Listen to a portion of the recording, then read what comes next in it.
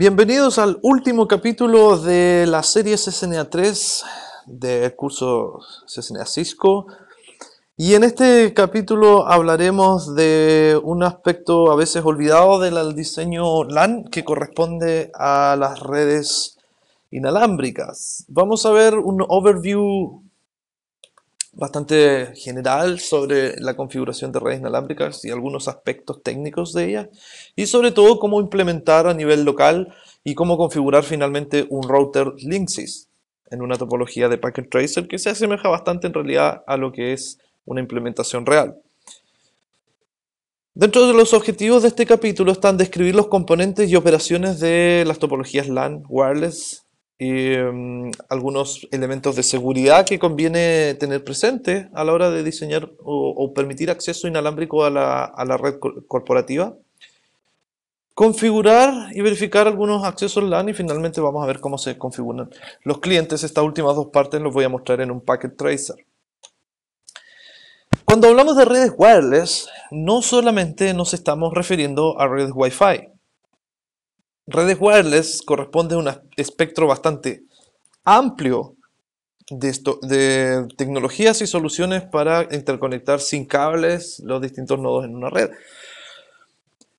Y existen distintos tipos de áreas. Por ejemplo, en las redes PAN, que son las Personal Area Network, tenemos algunas tecnologías como Bluetooth, que están especificadas en el estándar 802.15, cuya velocidad es quizás no supera el mega o los 2 megabits por segundo, es bastante bajo, pero sirve para levantar rápidamente una conexión inalámbrica, por ejemplo, con una impresora. El rango es corto, yo diría que no más allá de 10 metros de cobertura, tiene una red Bluetooth o personal, por ejemplo, y se utiliza, como digo, dispositivo a dispositivo o peer-to-peer. Luego, en las redes LAN, tenemos el estándar 802.11 que sí corresponde a Wi-Fi. ¿Sí? Es solamente para dar cobertura a Wi-Fi. Y esta tecnología va desde 11 a 54 megabits por segundo y hoy en día, bueno, 300 si es que consideramos la norma N. Incluso más, algunos drafts que vienen ya en desarrollo por parte del IEEE. El rango es medio, hasta 300 metros. Puede cubrir una wireless si es que no se encuentra inconvenientes. Y se utiliza para redes empresariales. En las redes MAN de metropolitanas tenemos también una implementación Wi-Fi outdoor. Tenemos 802.16 que es WiMAX y algún otro tipo de tecnologías que se han ido desarrollando para dar coberturas a una ciudad completa, ¿ya? Y estas velocidades superan los 100 megabits por segundo y alcanzan distancias medias a largas desde 1 a varios kilómetros y corresponden al acceso de última milla, ¿ya? O local loop, que también se denomina de esa manera. Y para las redes WAN finalmente tenemos tecnologías como GSM, CDMA, que son tecnologías celulares, y redes satelitales, donde las redes, el acceso a datos hoy en día todos sabemos que supera los 7 megabits por segundo y en algunos casos más.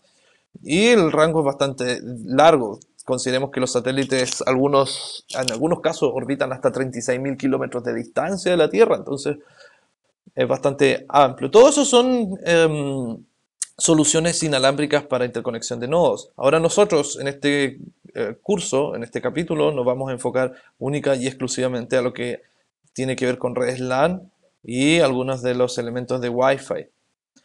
¿En qué está el estándar 802.11? Cuando se definió este estándar al principio de los años 90, se creó únicamente 802.11.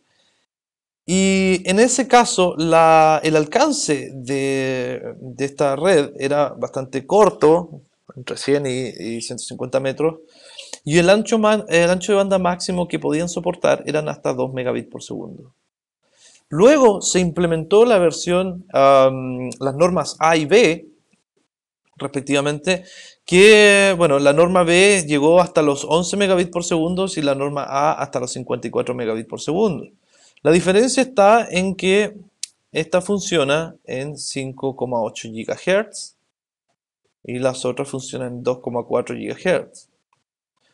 La norma G que aparece aquí También funciona a 54 megabits por segundo, pero esta sí funciona también a 2,4 GHz. ¿Sí?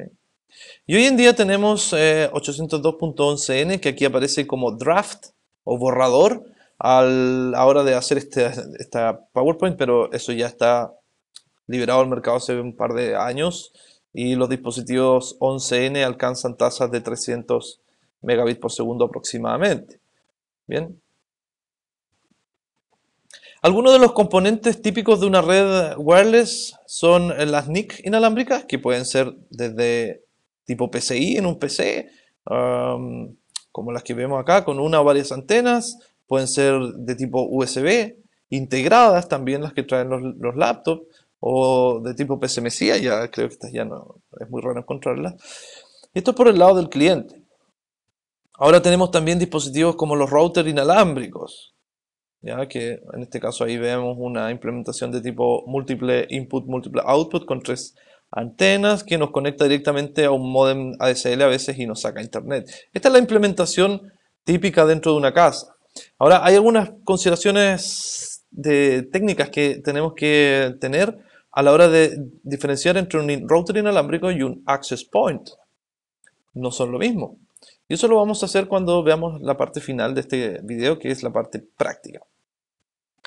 ¿Cómo interoperan las redes inalámbricas? Bueno, existen distintos tipos de topología. Esta que nosotros vemos acá es una topología peer-to-peer, que se conoce también como ad hoc. ¿Ya? Aquí aparece. El nombre que recibe esta topología, el nombre técnico real es IBSS, que quiere decir Independent Basic Service Set. Service Set. O conjunto de servicios básico independiente. Esto es lo mismo, ¿ya? Esta sigla IBSS quiere decir una red punto punto ad hoc sin la presencia de un access point. Se pueden conectar dos nodos, dos computadores inalámbricos para traspasar información uno a otro sin necesitar un access point. Bien. Idealmente estos tipos de conexiones no superan mayor distancia, pero sirve para conectar equipos de manera rápida y eficiente. Existe otra topología que se conoce como infraestructura, que es infraestructura, que es la que nosotros conocemos habitualmente, donde existe un nodo central denominado access point, que inalámbricamente conecta, inalámbrica y centralizadamente conecta los nodos. Este es el modo infraestructura. Bien. ¿Cómo se implementa una red inalámbrica si es que hay una estructura en un edificio, por ejemplo? Bueno, acá vienen muchos temas, muchas discusiones técnicas sobre cómo y dónde deberían ser implementados los equipos. Pero se pueden tener algunas normas básicas, algunas recomendaciones generales de cómo funciona esto. Lo que vemos en la pantalla es un mapa de alguna instalación y si nos piden implementar redes inalámbricas dentro de esta infraestructura, basta echarle una mirada al plano para poder determinar dónde podemos instalar los access points. Dentro de una zona se pueden instalar máximo 3 access points sin que se interrumpan unos a otros. Eso es por un tema de los canales que voy a explicar después de este slide. Entonces, sabiendo que solamente podemos tener 3 access points en una zona, tenemos que ubicarlos estratégicamente para que puedan cubrir la mayor área posible y no se interrumpan entre sí. Entonces, uno de los diseños que a veces se sugiere es poner un access point, por ejemplo, en una esquina, ya que ese equipo va a dar cobertura a un área más o menos importante, ¿cierto? Y podemos cubrir bastante espacio con un equipo que esté ubicado en una esquina en vez de uno que esté en el medio. Y eso es porque generalmente, bueno, si vemos en este mapa acá tenemos algunos espacios libres. Y la señal inalámbrica se ve afectada a medida que van pasando elementos como madera, paredes de cemento, dispositivos como motores, cosas por el estilo. La señal inalámbrica va decreciendo, entonces a medida que se va encontrando con más obstáculos, va a llegar un punto en que quizás no haya cobertura. Y es ahí mismo donde podemos poner un segundo access point, por ejemplo acá, que sí va a tener una mayor cobertura en el medio, y donde la señal que ahí se emita va a poder cubrir aquellos espacios que el otro access point no lo hacía. Bien. Y finalmente, para el último espacio podemos tener otro access point aquí. Ahora, esto que estoy haciendo yo es solamente una sugerencia. Vale destacar que quizás es necesario realizar algunas pruebas en sitio, que esas pruebas tienen un nombre y se conocen como Site Survey. Ajá. Y hay herramientas que permiten hacer estos escaneos en sitios para determinar cuál es la mejor posición de los access points y la forma de obtener mejor cobertura. Yo les decía que se pueden instalar 3 equipos máximos en una misma zona geográfica sin interferirse. Esto es sumamente importante respecto a Wi-Fi. Dependiendo del estándar que se esté ocupando, o la norma en realidad, si es europea, norteamericana o japonesa, tenemos canales que van desde el 1 al 11 o desde el 1 al 14. Entonces, si tenemos que instalar un equipo aquí, la pregunta es, ¿en qué canal lo configuramos? Quizás venga en el 6. Y si tenemos que configurar el equipo acá, ¿en qué canal lo configuramos? También en el 6. ¿Los 3 en el 6? ¿O uno en el 5, en el 4, en el 6? Bueno, la verdad es que si este es el escenario, se recomienda instalar solamente canal 1, 6 y 11. No es recomendable utilizar los demás canales. La razón de eso es, vamos a buscar acá en Google, ya que no lo tengo a mano, cómo están distribuidos los Google y el tema de los mayas. Bueno, ¿cómo están distribuidos los canales en Wi-Fi? Entonces vamos a poner 802.11 channels. Bien. Y aquí salen una serie de dibujos que se los quiero mostrar bien, porque en realidad esto es lo más importante respecto a los canales inalámbricos. Aquí está. Analicemos esto. Miren, el espectro de redes inalámbricas de 2,4 GHz va desde los 2400 a los 2500 MHz. Entonces, tenemos 11 canales, eventualmente tenemos hasta el 14 si es que se sigue ocupando la norma japonesa, por ejemplo, pero el estándar es hasta el 11. ¿Qué significa en la práctica? Que se ponga un equipo en el canal 1. Cuando se sintoniza un equipo en el canal 1, esto es igual que un transmisor de radio. De hecho, un access point es un transmisor de radio.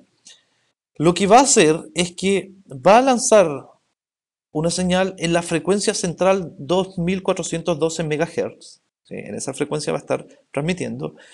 Pero el ancho de banda de cada canal en Wi-Fi es de 22 MHz. Así está definido por estándar. Eso es para asegurar la transmisión de datos, la calidad del ancho de banda que se necesita, por ejemplo, llegar a los 54 megabits por segundo. Entonces, cuando se sintoniza en el canal 1, lo que está ocurriendo es que voy a ocupar 22 MHz, es decir, desde los 2402 hasta los 2424 probablemente, o 22 MHz, aquí. Si yo sintonizo en el mismo espacio geográfico un equipo en el canal 2, hay una separación de 5 MHz entre cada canal. 5 MHz solamente. Entonces, por consecuencia, un equipo que esté... permítame copiar esto. Para que yo pueda rayar un poquito. Me gusta bastante rayar. Denme un segundo antes de llegar al último slide. Ahí está. Ok. Para que quede más claro. Oh, ok. Pensé que era muy fácil llegar y pegar. Y capa, agregar una nueva capa. Ahí está. Creo que ahí está. Ok. Ahí sí. Sí, ahí sí podemos rayar. Bueno, quedó algo raro ahí, pero... Bueno, no importa. Tenemos los canales. Si yo instalo un equipo en el canal 1, voy a empezar a transmitir en esta frecuencia y voy a pasar a llevar, fíjense todo, la cantidad de espectro de ancho de banda que estoy utilizando. Entonces, por consecuencia, el canal 2 en la misma área estaría ocupando todo este espacio. Así que fíjense todo el área que se interfiere en ambos canales. Hay como 20 MHz o más quizás donde hay interferencia. Lo mismo ocurre si yo sintonizo un equipo en el canal 11 y otro en el canal, digamos, 9. Canal 11 llega acá, canal 9 ocupa esto. Por lo tanto, todo este espacio va a ser solamente interferencia entre ellos. Los únicos canales que no se topan son el 1, el 6 y el 11. Y de hecho aquí aparecen marcados en rojo porque si se fijan la separación entre ellos es suficiente para que puedan convivir en una misma área. Entonces, si ustedes tienen que implementar 3 equipos en la misma zona geográfica, lo más razonable es que tengan un equipo en el canal 6, otro equipo en el canal 11, otro equipo en el canal 1. Y entre ellos nunca se van a molestar, a pesar de que la señal se traslapa entre ellos, las frecuencias son distintas. Pero si yo pongo un canal aquí, un equipo en el canal 5, por ejemplo, va a molestar una parte en el canal 6 y otra parte en el canal 1. Y en esta zona se va a producir interferencia. Eso es un aspecto muy importante de lo que es la implementación de redes inalámbricas. Ahora, estas redes inalámbricas no están exentas de riesgos de seguridad. Todo lo contrario, son un punto neurálgico de la seguridad de la red porque ya no se extiende única y exclusivamente a los componentes de cable, sino es que ahora tenemos que pensar en una infraestructura que va más allá de nuestros muros. Entonces, algunas de las técnicas más utilizadas para acceder a redes inalámbricas es sin duda que la obtención de las contraseñas. Para nadie es un misterio que las contraseñas web son muy vulnerables. Entonces, hay una serie de recomendaciones que se hacen para asegurar una red inalámbrica. Desde ir en una red sin internet, sin contraseña, por ejemplo, ¿no?, hasta WPA2, que es hoy en día lo más seguro que se puede encontrar en una red inalámbrica. Las contraseñas de tipo web son muy fáciles de obtener, muy fáciles. Existen software como Backtrack y otros tipos de Linux que vienen, LiveCD de Linux, que vienen con todas las herramientas necesarias para que algún usuario con un poco de conocimiento de este sistema pueda romper la seguridad de las redes inalámbricas. Entonces no se recomienda para nada utilizar web. Si es que se puede, utilice WPA2 con cifrado AES. ¿Bien?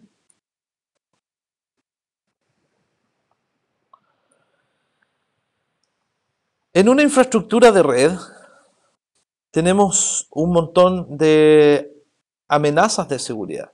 Entonces, los métodos o los tips que se recomiendan para asegurar un poco más la red inalámbrica, para evitar el acceso de usuarios remotos no autorizados, es en primer lugar deshabilitar la difusión de los SSID. El SSID es el nombre de la red o Service Set Identificator, por ejemplo, red casa. ¿Sí? La red de la casa, se denomina SSID. Una medida de seguridad simple es ir a la configuración del access point y decir que no haga broadcast de los SSID, deshabilitarlo. Porque así solamente los dispositivos que tienen configurados manualmente el SSID podrían saber cómo conectarse. Pero los equipos inalámbricos que transfieren los datos a la red aquí en un área de cobertura X van a enviar el SSID como null y será la responsabilidad del cliente ingresar los datos correspondientemente. Otra recomendación es habilitar el filtrado por direcciones MAC, ¿cierto? Es decir, yo aquí pongo una barrera, es decir, solamente la MAC de este PC se va a conectar, pero si llega un tercer PC no lo voy a poder dejar pasar. Y en tercer lugar, implementar WPA2 como método de seguridad de acceso. Ahora, también se dice que 1 y 2, es decir, bloqueo por MAC y ocultar el SSID de la red, no es una medida de seguridad. En realidad no son medidas muy fuertes, pero sí pueden ayudar a prevenir ciertos ataques. Así que se recomienda de todas maneras realizarla. ¿Bien? ¿Cómo configurar un access point inalámbrico? Eso es lo que vamos a ver a continuación. Bueno, acá estaba el tema de los canales que yo ya les mostré. Y el asunto de la interferencia de radiofrecuencia. Un elemento típico de interferencia son los hornos microondas, porque funcionan a la misma frecuencia que los access points, 2,4 GHz. La razón de esto es que esta frecuencia, particularmente con otras, tiene la propiedad de que se ajusta muy bien a las moléculas de agua que contienen los alimentos, y al pasar una onda de radio de alta potencia por entre medio de, en el microondas, por entre medio de los alimentos, lo que hacen es mover las partículas de agua, agitarlas y empezar a generar fricción, por ende calor. Para eso se requiere una potencia tremenda, estamos hablando de alrededor de 3000 watts. Bueno, el access point inalámbrico es también un horno microondas de 2,4 GHz, pero probablemente no supere los 30 miliwatts. La única diferencia entre un access point que tenemos en nuestra casa y un horno microondas que puede derretir la comida es la potencia, ¿sí? Así es que es habitual que si ustedes dejan un access point muy cercano a este microondas, por ejemplo en la misma cocina, y lo encienden, habitualmente la red tiende a caer, ¿ok? Porque utilizan la misma frecuencia. Bien, les voy a mostrar un caso que es sumamente típico de configuración de router inalámbrico, que es probablemente el que ustedes puedan encontrar en su casa. Entonces lo que yo les quiero mostrar acá es la diferencia entre un router inalámbrico y un access point, que también a los estudiantes los confunde bastante. En primer lugar voy a mostrar la configuración estándar de la red. Es decir, acá tenemos un router que nos entrega la compañía con una dirección IP y hemos conectado una pequeña red acá, cableada, porque este equipo, que es un router Linksys, que aparece ahí, bueno, podemos ver que tiene esas antenas feas y tiene en realidad 5 puertos, pero tiene solamente 2 interfaces. Una interfaz Internet o interfaz WAN, que está en azul, y una interfaz LAN, que está compuesta de 2 cosas: 4 puertos de switching más una LAN inalámbrica. La conexión inalámbrica y los puertos de switching son de la misma VLAN, si lo quieren ver así, es de la misma subred. Lo único que hay diferente es que el puerto de Internet es una interfaz distinta del router. Bien. Entonces, para poder configurar esto, voy a traer acá un equipo genérico, es un laptop. Bien. Y voy a ir a configurar esto. Configuración física. Acá tenemos que voy a apagar esto. Voy a sacar la tarjeta de red y le voy a instalar la tarjeta inalámbrica. Voy a encender. Y cuando parta esto, inmediatamente debería engancharse porque está en el SSID default. Bien. Y lo que vamos a hacer es cambiar las configuraciones de red. Entonces, en primer lugar, vamos a acceder a la interfaz gráfica, a la Graphical User Interface del router. Y vemos que este menú a lo mejor puede ser conocido para ustedes. ¿Qué es lo que tenemos que saber en primer lugar? La dirección IP que nos provee que nos da el proveedor. Este cable que viene desde el internet, o bien viene desde un módem, puede ser, va en el puerto internet, en el azul, en el puerto WAN. Este es el que vamos a configurar aquí. Entonces dice Internet Setup. ¿Cómo vamos a configurar esto? De forma estática. Nuestro proveedor nos dio la IP 2002 y con máscara 255, 255, 255.0 y eventualmente el gateway 001 y algún DNS como los que el propio servidor ponga, el propio proveedor. Esta es lo que corresponde a la interfaz que viene de internet, a la interfaz WAN, el puerto azul que ustedes vieron. Ahora, en la parte LAN tenemos esta otra configuración. Viene por defecto el equipo con la IP 192.168.0.1, las distintas máscaras que podemos utilizar, y también viene con un servidor de HCP habilitado. Entonces, bastaría que yo ejecute esto, ¿sí? Y van a ver que este equipo que ya se enganchó a la red inalámbrica, vean, obtuvo automáticamente una dirección IP, porque el mismo access point, el mismo router, está generando estos datos hacia atrás. ¿Ok? Bien. Creo que no levanté el puerto aquí porque el cable está en rojo. Déjenme ver. Mm. A lo mejor necesitamos otro tipo de cable aquí. Está en modo down, vamos a cambiar. Vamos a un cable cruzado. Puerto de internet. Ahí sí. Necesitamos un cable cruzado entre este router y el del internet. Bien. Entonces, eventualmente podría yo llegar con un ping aquí a la IP 200.0.0.1, que es la del router de arriba. La diferencia de esto está que, ven, ahí tengo ping. No he configurado enrutamiento ni mucho menos. Estos routers, de manera predeterminada, realizan una función que se llama NAT, o Network Address Translation, en la cual permite que múltiples PCs de la LAN que tienen direccionamiento privado, por ejemplo acá tengo la 0100 y en este, bueno, vamos a ver que nos dé DHCP a través del cable, la 101, y que salgan a internet a través de la 202. Esto es el escenario que está en su casa siempre. Ustedes pueden tener múltiples PC y en internet son vistos como una sola dirección. Eso es NAT. Bien.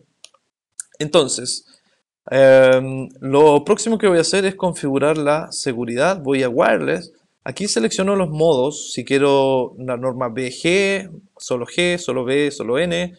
Voy a dejar BG Mixed, ¿ya? Para que trabaje en el modo 802.11b y 11G. Vamos a cambiar el SSID. Aquí pongamos CCNA3. Seleccionamos el canal, por ejemplo, canal 6. Y aquí tenemos la opción de habilitar o deshabilitar el broadcast de SSID, que era lo que les comentaba hace un rato atrás sobre la seguridad. Si quieren deshabilitarlo, tendrían que manualmente ingresarlo en la tarjeta inalámbrica. Aquí solamente lo dejaré enable. Y vamos a ir a la seguridad inalámbrica y esto, aquí, Wireless Security, esto es lo que necesitamos saber. Por defecto no tenemos ningún tipo de seguridad. Podemos escoger web. Y web tiene dos tipos de descifrado, 64 y 128. Naturalmente que 128 es un poco más seguro que el de 64, pero en realidad hoy en día los dos son igual de vulnerables. Si tenemos que configurar una clave, lo vamos a hacer así de simple. Una clave web, voy a poner 9 dígitos o 10 dígitos hexadecimales del 1 al 0. Esa va a ser mi clave. Guardo esto. Y veamos que ya el laptop perdió conexión. Entonces, lo que vamos a hacer es configurar esto. De hecho, si quiero repetir el ping, me va a decir que no se puede porque perdimos conexión inalámbrica. Bien, voy a ir aquí, PC Wireless, y sale un software que nos va a permitir conectarnos con un access point. Aquí voy a buscar un refresh, las redes que hay. Tengo una red que se llama SSN3 con 100% de señal. Canal 1, no voy a dejar el canal 6, creo. No tomó el cambio de canal, pero no importa. Connect. Y como se detectó una clave web, nos va a preguntar por la clave 1, 2, 3, 4, 5, 6, 7, 8, 9, 0. Connect. El adaptador está activo y deberíamos ahora sí tener un link perfecto entre ellos y el ping esta vez también debería volver a responder. Ahí está. Entonces hemos habilitado la seguridad inalámbrica para este router. Otras cosas interesantes de este router es que, por ejemplo, podemos habilitar la administración remota o no. ¿Sí? El password, no sé cuál será, Cisco quizás. Vamos a ver, Remote Management viene deshabilitado. Vamos a habilitar esto a través de HTTP. ¿Sí? Y puedo abrir en el mismo laptop el navegador y debería entrar a la IP 01, que es la del router. Me pide usuario y password, no sé cuál, no lo recuerdo. ¿Será Cisco? Root Cisco. Cisco. No, no me acuerdo. Pero se pueden modificar de todas maneras aquí. Acá podemos ver eso. Entonces nos dice router access, pero una clave, pongamos un 234. Un 234. Creo que no tiene usuario, ¿ah? No tiene usuario, así es que debería ser solamente un 234. Tampoco. Bueno, ya lo averiguaré. Nunca lo he accedido de esta manera en todo caso, pero es cosa de averiguar cuál es la clave por defecto. Ah, puede ser admin. Creo que leí la mente de alguno. Puede ser admin. Ah, esa era. Gracias. admin y la contraseña que tenemos ahí. Aquí viene la misma configuración que nosotros hemos hecho. Bien, algunas otras que trae estos routers simplemente son ya un poco más complejas, pero no son necesarias para ser incluidas en este curso. Lo que les quiero mostrar es lo siguiente. Esta es la configuración básica de un router. Ahora, se puede configurar este dispositivo también para que trabaje como access point. Un access point es distinto de un router. El router es un dispositivo de capa 3 que hace NAT, que hace enrutamiento, y el access point es un dispositivo de capa 2. Es lo mismo que tener un bridge inalámbrico o un switch inalámbrico, ¿sí? Entonces, por ejemplo, si quisiera repetir de alguna manera la señal que viene de este router en mi casa hacia otro, digamos que voy a conectar aquí un laptop. Bien, voy a cambiar esto y poner la tarjeta inalámbrica. Perfecto. Supongamos que este laptop está fuera del alcance de la red. Bien, no llega la señal desde este access point. Entonces lo que puedo hacer es poner un segundo Linksys. Estoy buscando la parte inalámbrica. Wireless. Aquí está Linksys. Y lo voy a conectar acá. Lo voy a dejar funcionando como access point solamente. Bueno, ahí estableció un contacto inmediato porque el SSID por defecto de este router es default y este también. Lo vamos a cambiar inmediatamente. Lo que yo quiero que vean es que voy a tener que hacer funcionar este equipo como un bridge inalámbrico, como un switch, porque me interesa que sea parte de la misma red de mi casa y no que haga un NAT otra vez detrás de un NAT. Es decir, que oculte las direcciones IP y luego las vuelva a ocultar. Eso va a generar muchos problemas. Y hacerlo sumamente simple. Entonces vamos a buscar un cable de red. Fíjense, voy a conectar en un puerto cualquiera de la LAN que me ofrece DHCP desde allá. Y aquí cuando me pregunten, no voy a ocupar el que dice Internet, porque ahí estaría ocupando la función de router. Voy a conectar directo en una Ethernet. Bueno, esto parece que es de router a router, así es que cable cruzado. Aunque en estricto rigor lo que tiene dentro es un switch, pero veamos, switch. De switch a switch. Ahí está. Conecté la interfaz 3, la 2 con la 1, aquí está. ¿Ya? No estoy usando el puerto de internet. Entonces, el siguiente paso es ir a la configuración. Uy, y donde dice configuración internet no voy a poner nada y voy a cambiar la dirección IP aquí a una, por ejemplo, 10 y deshabilitar DHCP. No me interesa que él entregue DHCP porque ya lo está entregando el router de arriba, él. ¿Sí? Lo que voy a hacer es grabar los cambios, deshabilite DHCP en ese router. Voy a cambiar el nombre de la red, le voy a llamar casa 2. Voy a dejarla sin clave solamente para mostrar esto. Laptop perdió comunicación, lo vamos a enganchar nuevamente allá. Connect, deberían aparecer las dos. ¿Sí? Casa 2 y SSN3. Yo me voy a conectar a casa 2. Connect, ahí está el enlace. Podemos ver, se estableció correctamente. Y si todo está funcionando, el equipo debería darme una dirección IP, vean, 102 DNS Server 8888, que fue lo que yo seleccioné aquí. ¿Se dan cuenta? Entonces, desde aquí yo sí podría salir a internet y enviar un ping hacia el router 200.0.0.1 sin ningún problema. Entonces, este está funcionando como un router y este está funcionando como un access point, como un puente, simplemente como un switch. Entonces, los datos que se generan aquí, el DHCP pasa de largo por la interfaz inalámbrica y me la asigna. ¿Ok? Esa es la configuración que ustedes tienen que realizar. Muy bien. Respecto al tema de wireless, vamos a ver un resumen. Las redes inalámbricas utilizan estándar como IEEE 802.11a, B, G y N. A funciona a 54 megabits por segundo en 5,8 GHz. B funciona a 11 megabits por segundo a 2,4 GHz. 802.11g funciona a 54 megabits por segundo en 2,4 GHz. Y 802.11n hasta 300 megabits por segundo en 2,4 y 5,8 GHz. ¿Sí?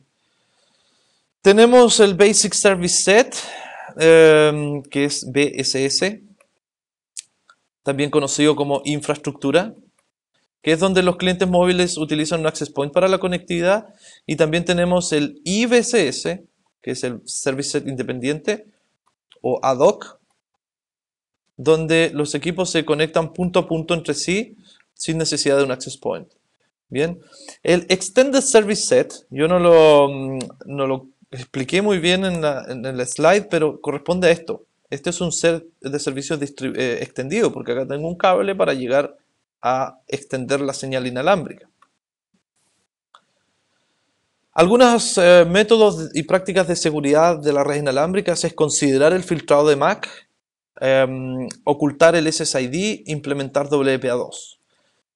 ¿Cierto? Para configurar una wireless NIC con un access point, tenemos que tener el mismo SSID en ambos lados y eventualmente la seguridad si es que así fuese necesario. Bien, hemos llegado al final del curso CCNA 3, luego de repasar 7 capítulos bastante interesantes sobre conmutación en redes LAN y finalmente un pequeño overview de configuración inalámbrica.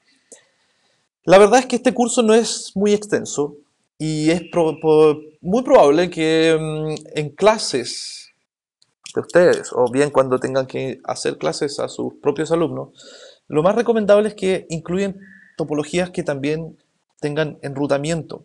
No nos olvidemos de OSPF, de EIGRP, RIP, enrutamiento estático y todo lo que hemos visto en los CCNA anteriores, porque no son tópicos aislados. Finalmente, en el CCNA 4 lo que se hace es, además de los conocimientos nuevos que se van a agregar en ese curso, se integran con los conocimientos de los CCNA anteriores, también con los de este curso. Así que esa es una recomendación que yo les hago. Por mi parte me despido, les agradezco su atención y espero que hayan podido resolver muchas dudas y que este material les haya servido.